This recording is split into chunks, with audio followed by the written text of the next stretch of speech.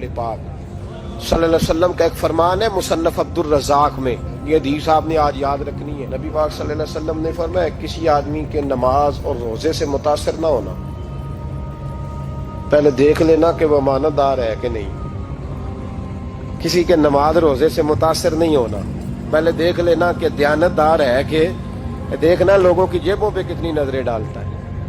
फरमाया बहुत सारे नमाज रोजे वाले धोखेबाजी करते हैं, दयानती न करें, अपने ओहदे का पास रखें, अपने मनसब का ख्याल रखें। ओहदे जिस जगह आप मौजूद हैं आपकी जिम्मेदारी है। मेरे रसूल पाक सल्लल्लाहु अलैहि वसल्लम ने फरमाया हर बंदा तुम में से निगरान है और जो उसकी रियाया है उसके बारे में उसने जवाब देना है। कभी भी बददयानती ना करें। हम लोगों का पहले एतमाद हासिल करते हैं, फिर उस एतमाद को ठेस पहुंचाते हैं। उसका नुकसान पता क्या होता है?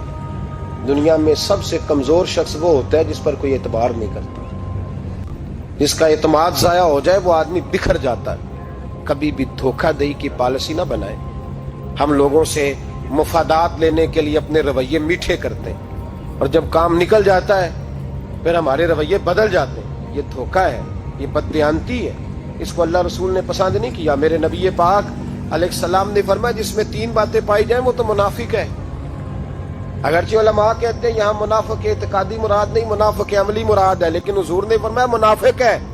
या रसूलल्लाह कौन? फरमाया वो बंदा जब बात करे तो झूठ बोले, जब वादा करे तो मुखालफत करे, जब अमानत रखी जाए तो बददयानती करे। ये तो बंदा मुनाफिक है। हजरत अबू नूर अलैहिर्रहमा ने लिखा है, फरमाते हैं महमूद गजनवी का दौर था तो एक आदमी महमूद गजनवी के पास ना अपना केस लेके आया, मुद्दई बन के आया। उसने कहा बादशाह मेरा केस बड़ा निराला है। बादशाह सलामत ने कहा वो किस तरह? कहने लगा ये मेरे पास एक थैली है, मैं ना सफर पे जाने लगा तो ये थैली पूरी हीरों की भरी हुई। फलां इलाके के जो काजी साहब है ना, मैं जाती दफा मैं कहीं सफर पे जा रहा था तो मैं उनके पास छोड़ गया कि रास्ता लंबा है, कहीं कोई मुझसे छीन ना ले, हीरों की भरी हुई। कुछ दिनों के बाद मैं वापस आया हूँ, काजी साहब ने मुझे थैली वापस की है तो इसमें हीरों की बजाय खोटे सिक्के निकले। अब मैंने काजी साहब से कहा है तो काजी साहब तो मेरे गिरेबान तक आते हैं, वो कहते हैं बता कहीं से फटी है, खुली है? वो जिस तरह टांके लगा के तूने सी थी उसी तरह लगे हुए हैं कि नहीं? तो हुजूर लगे भी बिल्कुल उसी तरह है, न फटी है न खुली है। अब मैं लुट गया हूं, मेरी कुल उम्र की कमाई जाया हो गई, खोटे सिक्के कहां और हीरे कहां? तो मेहरबानी करें और आप की बारगाह में अल्लाह रसूल के नाम पर हलफ देता हूं कि मैं हूं बिल्कुल सच्चा। महमूद गजनवी कहने लगे तू जा, थैली छोड़ जा, और जब मैं तुझे बुलाऊंगा फिर दोबारा आना। शख्स चला गया। महमूद गजनवी उठे, दरबार बर्खास्त किया, लोगों से कहने लगे चले जाओ, मैं 3 दिन के लिए सैर करने जा रहा हूँ, 3 दिन के बाद लौटूंगा। अकेले जब रह गए ना महमूद दरबार में तो महबूब ने छुरी मंगाई। वो जिस तख्त पे बैठते थे वहां गद्दा बिछा हुआ था, ये गद्दा पड़ा है ना, गद्दा बिछा हुआ था। महमूद ने छुरी के साथ उसको फाड़ डाला और छुरी जेब में रखी निकल गए। कहने लगे मेरे बाद कोई मेरे दरबार वाले इहाते में दाखिल ना हो। महमूद चले गए। अब वो सफाई करने वाला जब आया ना, उसने आके देखा तो गद्दा तो फटा हुआ है। उसने शोर डाल दिया, पहरेदार भी आ गए, फलां साहब भी आ गए, फलां साहब। उसने कहा वो खुदा के बंदो उसका गद्दा फट गया है, वो तो मार डालेगा। उसने कहा था सिवाय सफाई और निगरानी वाले के दूसरा आए कोई ना, और यहाँ आया भी कोई नहीं। पहले दिन ही फटा हुआ है तो लटका देगा सबको, क्या करें? शोर हो गया, सारे दरबार के मुलाजिमीन इकट्ठे हो गए। एक बंदा बोला, कहने लगा फिक्र ना करो, मैं कैसे बंदे को जानता हूं, इस तरह सिएगा कि जिसने फाड़ा होगा उसे भी पता नहीं चलेगा कहां से फटा था। ऐसा बेहतरीन रफू करेगा कि पता भी। उसने कहा यार हम सारे 1-1 महीने की तनख्वाह देते हैं, तू बंदा बुला।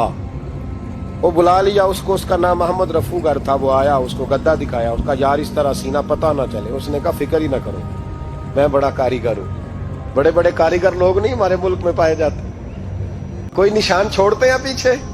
बड़े कारीगर का पैसे होने चाहिए, बड़े बड़े कारीगर बंदे। आप यकीन करें ऐसा ऐसा फलसफा, ये उम्रा इबादत है ना, सरकार दो आलम सल्लल्लाहु अलैहि वसल्लम की बारगाह की हाजिरी बड़ी नेमत है ना।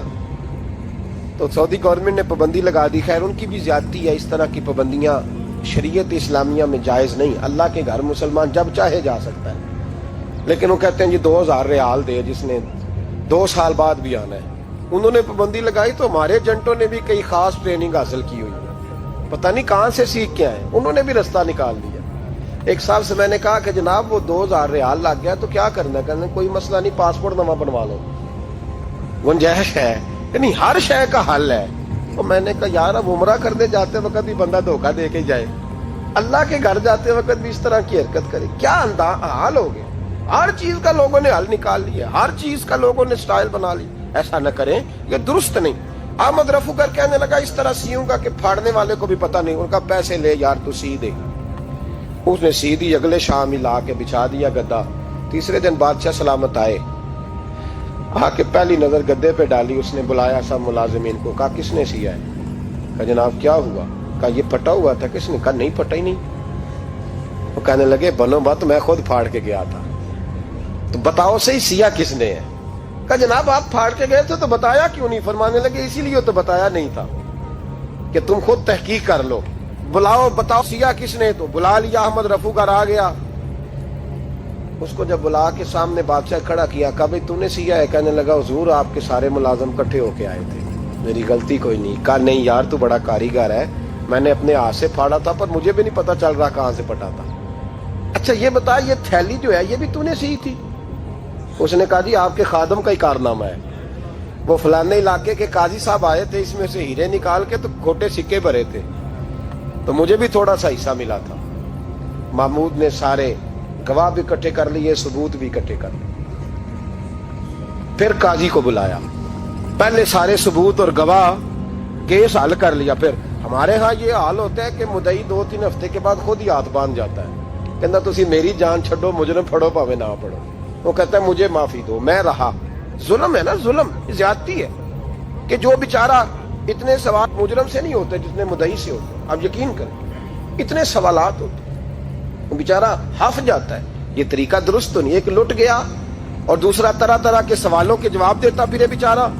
سارے ثبوت اکٹھے کر کے قاضی صاحب کو بلایا، تنہائی میں لے جا کے محمود غزنوی نے کہا قاضی صاحب آپ سے غلطی ہو گئی، غریب آدمی تھا، وہ لٹ گیا ہے، اس نے تو بڑی مشکل سے کچھ ہیرے جمع کیے تھے اور اس کی کل کائنات تھی، تو آپ اس کا مال اسے دے دیں، بات ختم۔ قاضی صاحب کہنے لگے آپ مجھ پہ الزام لگا رہے ہیں، سوال ہی نہیں پیدا ہوتا، آپ میری داڑھی دیکھیں، آپ میرا اعزاز دیکھیں، دنیا جانتی ہے میں اس کا۔ قاضی صاحب انسان بھول ہی جاتا ہے، بندہ بھول جاتا ہے، غلطی ہوگی، مال نے کہا نہیں سوال، کہا میں تنہائی میں پوچھ رہا ہوں، میں اس وقت پوچھ رہا ہوں جب دوسرا موجود کوئی نہیں، آج توبہ کر لے، میں کچھ نہیں کہوں گا، تو میری زبان پہ اعتبار کر، تجھے پتا ہے میں جو کہتا ہوں اس پہ عمل بھی کرتا ہوں، باز آ جا۔ پر قاضی نے کہا نہیں میری غلطی کوئی نہیں۔ محمود نے پھر بڑے دربار میں بلا لیا، مجمع عام میں۔ مہلت کے دنوں میں جو توبہ کر لے وہ بچ جاتے ہیں، لیکن لوگ رسوائیوں کے دنوں میں پھر واپس لوٹتے ہیں اگلا گھر دیکھ کے، پھر حالات اور طرح کے ہو چکے ہوتے ہیں۔ جب بڑے دربار میں قاضی کو بلایا، بھائی تو مانتا ہے کہ نہیں؟ اس نے کہا نہیں۔ تو کہا بلاؤ احمد رفو گر کو۔ جب وہ احمد رفو گر آیا تو بوڑھے قاضی کی ٹانگیں کانپنے لگی، جملے ٹوٹنے لگے، لفظ زمین پر گرنے لگے، بات صحیح نہیں ہوتی، زبان لڑکھڑانے لگی۔ محمود کہنے لگے قاضی میں نے تجھے کہا تھا وہاں مان جا بات، اب بڑے دربار میں بول۔ جب قاضی صاحب کی گردن خود بخود جھک گئی تو دنیا سمجھ گئی، کہا نکل جا میرے دربار سے۔ محمود بولے نکل جا، اتنی تجھے عزت دی، اتنی بڑی تنخواہ دی، قاضی بنایا، اور یہ تھوڑی سی رقم کے لیے، تھوڑی سی رقم کے لیے تو بددیانت ہو گیا، چل چلا جا، نکل۔ قاضی دربار سے نکلا تو لوگ لعنتیں برسانے لگے۔ کل جو دکانیں چھوڑ کے سلوٹ کرنے آتے تھے وہ کہنے لگے اس کی عمر دیکھو، اس کے کام دیکھو، دیکھو اس نے کیا کیا۔ گھر گیا، بچے جن کے لیے پاپ کمایا تھا، جنہاں لی تو پاپ کمائے ہن کتھے نہیں ہو تیرے گھر دے۔ وہ بچے کہنے لگے ابا جی ہم تو سکول مدرسہ جانے کے قابل نہیں رہے، امید تھی کہ بیوی ساتھ دے گی۔ وہ کہنے لگی میں میکے کیسے جاؤں گی، گلی کی عورتیں طرح طرح کی باتیں بناتی ہیں۔ اور بھائی کامیابیوں کے بڑے سربراہ ہوتے ہیں، کوئی کامیاب ہو جائے تو سارے کہتے ہیں میری سپورٹ سے ہوا ہے، ناکامیاں ہمیشہ یتیم ہوتی ہیں، ناکامیوں کا کوئی سربراہ نہیں ہوتا۔ جب تک تو قاضی تھا تو بڑے بات تھی، ہر بندہ کہتا تھا رشتہ دار ہے، اور رسوائی ہو گئی تو وہ تیری آنکھ ہو یا سنگ ملامت کی چبھن، کون پہنچا ہے میرے درد کی گہرائی تک۔ دور شہرت میں تو یاروں نے کیا یاد بہت، ساتھ آیا نہ کوئی کوچے رسوائی تک۔ اور میاں صاحب کہنے لگے ساری عمر ہی آٹا گد ہے، میں لکھاں کیتے نہیں پیڑے، ਆ ਵਕਤ ਆਇਆ ਹੀ ਤੇ ਮੁਹੰਮਦ ਬਖਸ਼ਾ ਕੋਈ ਨਹੀਂ ਹੋ ਬੈਠਾ।